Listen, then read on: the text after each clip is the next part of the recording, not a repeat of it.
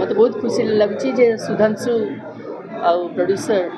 ये गोटे सब्जेक्ट को लेकिन फिल्म करने चाहिए आ से पिक्चर ना देले नायिका कहया गले जो स्क्रिप्ट मुझे पढ़ुली मत लगुला जमी किसी अंश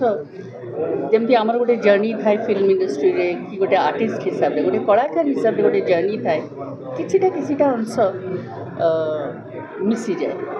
केते स्ट्रगलिंग थाए केते ये थाए